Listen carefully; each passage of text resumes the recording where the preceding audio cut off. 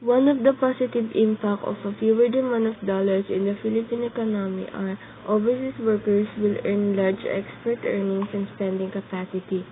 Also, when the dollar is not in demand, companies become more competitive on foreign markets as their products become cheaper in dollar terms. But the negative impact of this, some exporters who rely on imported products will be affected as import costs also rise due to exchange rate. There would be no problem in loaning or borrowing the half of the said amount to a local bank, but as a young entrepreneur, it will be hard for me to pay the debt because of the higher bank interest rate.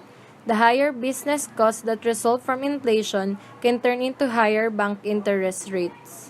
Is it simply because of the advertisements that McDonald's spend their money on? They spent $1.4 billion for different advertisements in TV and social medias. It is their way to win the customers, and there some people don't have a control when it comes to food. Others forget their responsibility about their health and they realize it after they gain weight. If government will regulate policies, they will create a campaign about adding foods that will balance the health of the people, like adding fruits in every meal they will buy.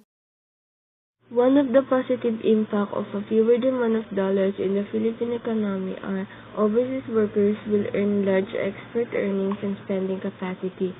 Also, when the dollar is not in demand, companies become more competitive on foreign markets as their products become cheaper in dollar terms.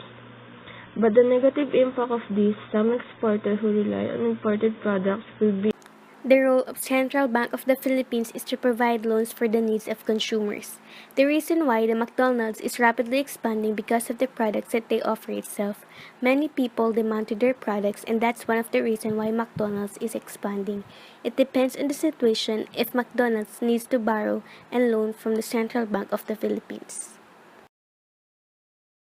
Consists of demand and supply elastic or demand curve where the relationship of price and demand are inversely proportional.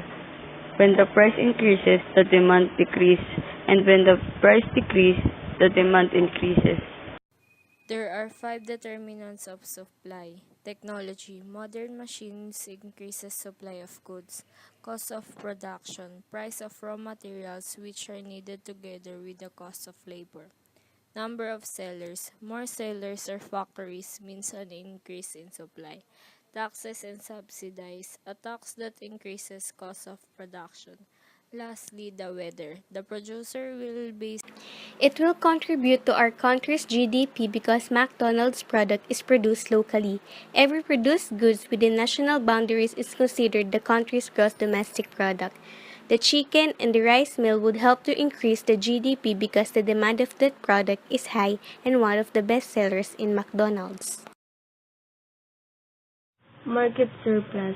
All businesses possible of experiencing surplus depending on the competition. Sooner or later, people may choose other than McDonald's. That's why there will be a surplus because not all their products can be sold. Market shortage. It still depends upon the situation. If there is no competition, people will still come to them and McDonald's can handle the demands of people. The gross domestic product in the film Supersize Me refers to the affordable price of McDonald's and the sizes that they have on their meals, while gross national product refers to the national income of the McDonald's on how they want to sell their product.